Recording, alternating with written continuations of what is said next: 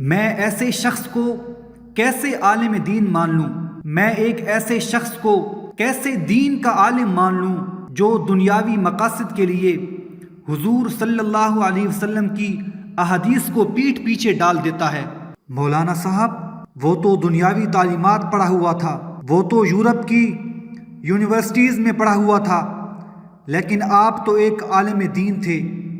آپ ان کو یہ نہیں بتا سکتے تھے کہ یہ سارے بتائے ہوئے طریقے، یہ ساری باتیں کافروں کی ہیں؟ ہم مسلمانوں کو یہ زیب نہیں دیتا کہ ہم کافروں کی باتوں پر عمل کریں شریعت کے معاملے میں۔ آپ نے وزیر اعظم اور ان مولانا کی ملاقات کی تصاویر ضرور سوشل میڈیا پر دیکھی ہوں گی۔ اس ملاقات میں وزیر اعظم صاحب اور یہ مولانا مسنون طریقے سے ملنے کی بجائے اپنے اپنے سینے پر ہاتھ رکھ کر مصافحہ کر رہے ہیں۔ جب پوچھا گیا کہ جناب آپ حضور صلی اللہ علیہ وسلم کے طریقے سے ہٹ کر کیوں مل رہے ہیں، تو جواب ارشاد ہوا کہ آپ کو نہیں پتہ کہ کرونا وائرس آیا ہوا ہے اور اس نے پوری دنیا کو اپنی لپیٹ میں لے رکھا ہے، اور ڈاکٹروں نے یہ ہدایت کی ہے کہ ایک دوسرے سے ملتے وقت ہاتھ نہیں ملانے بلکہ دور سے ہی سلام کرنا ہے۔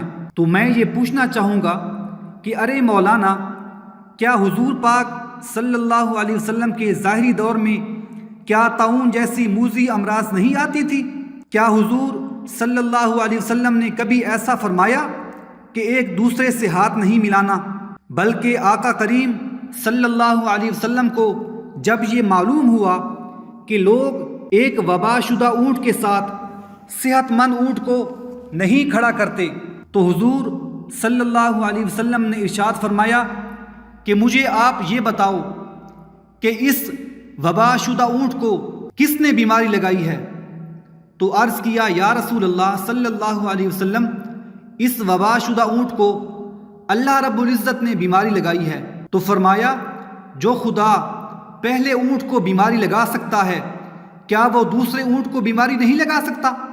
آج ہمارے لیے لمحہ فکریہ ہے کہ ہم اسلامی تعلیمات کو چھوڑ چکے ہیں، نماز ہم نہیں پڑھتے، رمضان کے مہینے میں دن کے وقت شرعام ہم کھانا کھاتے ہیں، حتیٰ کہ اسلام پر ہم نہیں چلتے ہیں، اور پھر جب اللہ پاک عذاب کی صورت میں کوئی وبا وغیرہ بھیجتا ہے تو ہم بجائے اللہ پاک کی طرف لوٹنے کے ہم کافروں کی بتائی ہوئی باتوں پر عمل کرتے ہیں۔ یہ ایک خاموش پیغام ہے ان لوگوں کے لیے جو اسلام سے کوسوں دور ہیں اور جو شخصیت پرستی میں بہت آگے نکل چکے ہیں۔ بحیثیت مسلم ہم سوچیں کہ ہم کہاں کھڑے ہیں۔ یہ کرونا، یہ ٹڈی دل، یہ ڈینگی، یہ سب اللہ پاک کی طرف سے عذاب ہیں۔ ہمارے اوپر یہ عذاب کیوں آتے ہیں؟ کیونکہ ہم اللہ پاک کی نافرمانیوں میں بہت آگے نکل چکے ہیں۔ یہ عذاب اس لیے آتے ہیں تاکہ ہم واپس اللہ پاک کی طرف لوٹ آئیں۔ ہمیں کسی ڈینگی، کسی ٹڈی دل، کسی کرونا سے ڈرنے کی ضرورت نہیں ہے، ہمیں صرف اللہ پاک کی اطاعت کرنے کی ضرورت ہے۔ جس طرح اللہ اور اس کے رسول صلی اللہ علیہ وسلم نے حکم دیا ہے زندگی گزارنے کا، اسی طرح زندگی گزاریں تو ہم اپنا کھویا ہوا عروج بھی حاصل کر سکتے ہیں، اور ہم پر اس طرح کے عذاب بھی ہرگز نہیں آئیں گے۔ آخر پر یہ دعا ہے کہ اللہ پاک ہم سب کو عمل کی توفیق عطا فرمائے۔ آمین ثم آمین۔